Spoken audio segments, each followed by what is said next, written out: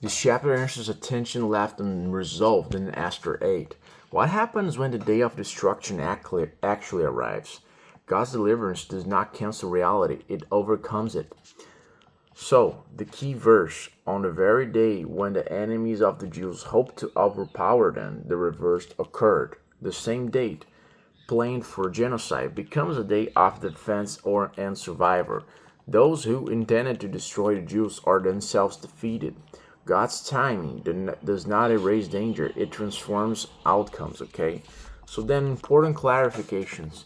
The Jews assemble as allowed by decree. They defend themselves. They do not attack indiscriminately. Indiscriminately.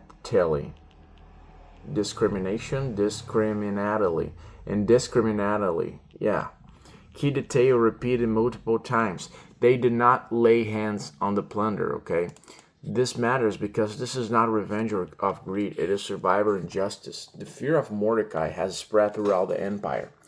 So then in Susa, 500 attackers are killed, including the 10 sons of Haman.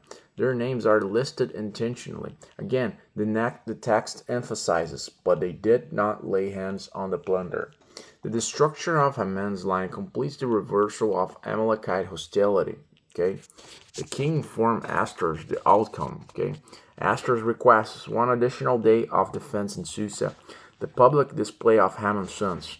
This is not cruelty, it is closure. In the provinces, fighting occurs on the 13th, rest and celebration on the 14th.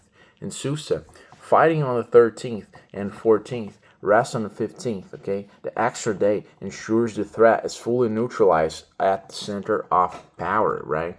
So then, once danger passes, Jews rest, they feast, they rejoice. Two customs emerge. Rural Jews celebrate on the 14th, city Jews on the 15th, okay?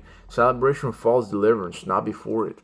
So then, Mordecai records the events and sends letters. The festival is named Purim, from Pur, the lot Haman cast.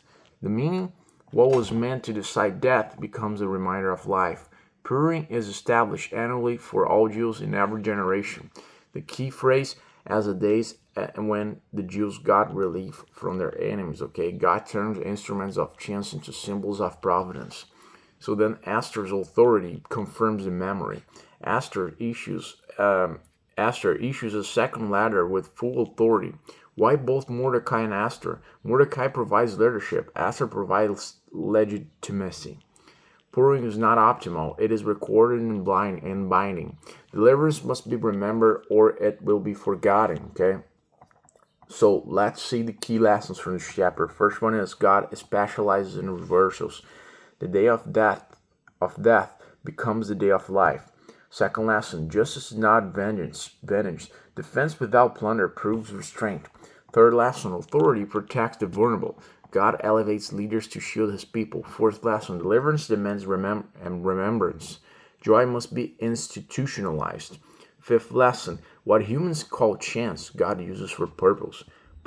Becomes Purim. Sixth lesson, memory guards identity. Purim keeps the story alive across generations. So in summary, the day set for the destruction of the Jews becomes the day of decisive reversal. Empowered by a royal decree, the Jews lawfully defend themselves and defeat those who sought their destruction without taking plunder. Haman's sons are killed, okay, and the threat is fully neutralized, especially in Susa. In response, Mordecai and Esther establishes the annual festival of Purim to commemorate the deliverance, ensuring that God's unseen salvation would never be forgotten.